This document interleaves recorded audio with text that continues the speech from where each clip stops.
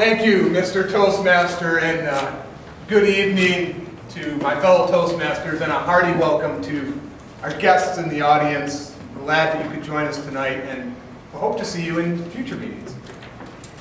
With the show of hands, how many people here know how to cook? All right, I would count myself in that group as well. And then of those, how many people can cook well? I would not count myself necessarily in that group. But did you know that cooking is only half the equation when it comes to preparing and serving a great meal? A nice beverage, like a wine, paired with your meal, can enhance your dining experience and complete the other half of your meal equation. Now, throughout most of my adult life, wine, it was always a mystery to me. Funny sounding names like Cabernet Sauvignon and Riesling, Pinot Noir, I couldn't make sense of it all. It was too complicated and seemed too sophisticated for me to understand. But 2 years ago, I decided to pull the stop chain on the ignorance bus and learn about wine and the winemaking process. Hop on the bus with me as we take a tour of wine and the wonderful world of wine. Now, we've already reached our first stop, because our bus is really fast, and we're here to learn about two basic facts around wine. Basic fact number one. Wine is simply mashed up grapes. That's it, nothing more. At its core, wine is simply mashed up, fermented grapes.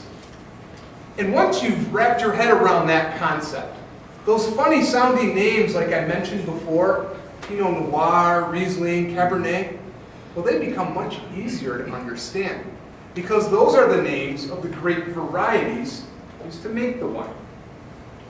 Basic fact number two.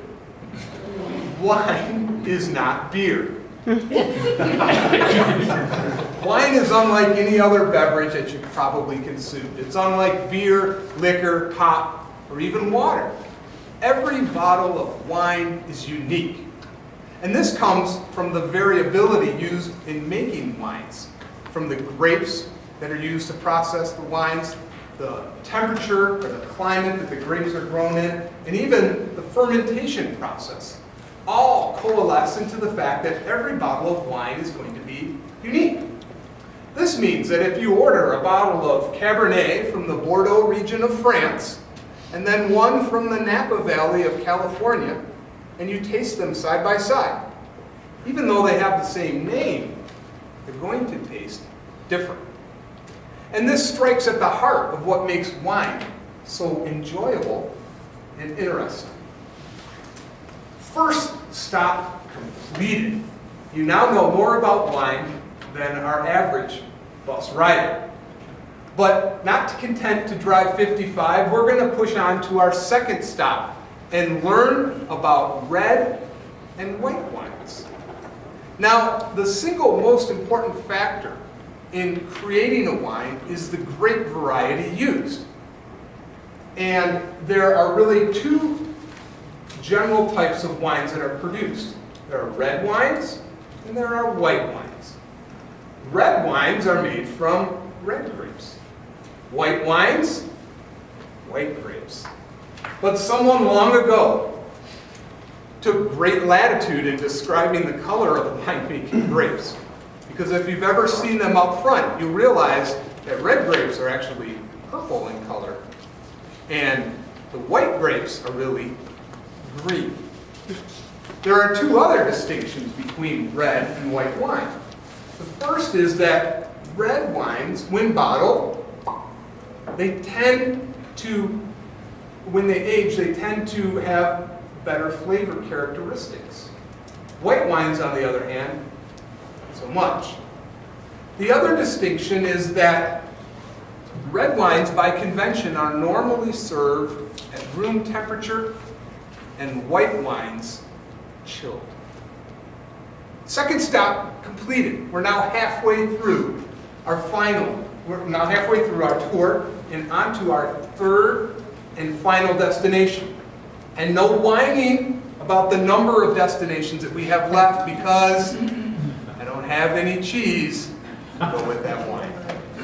All right, so on to our third stop, and you'll notice if you look outside the bus's window that we have parked in the lot of a Trader Joe's store. Now Trader Joe's, in my opinion, is the best place to get great tasting wine on the cheap.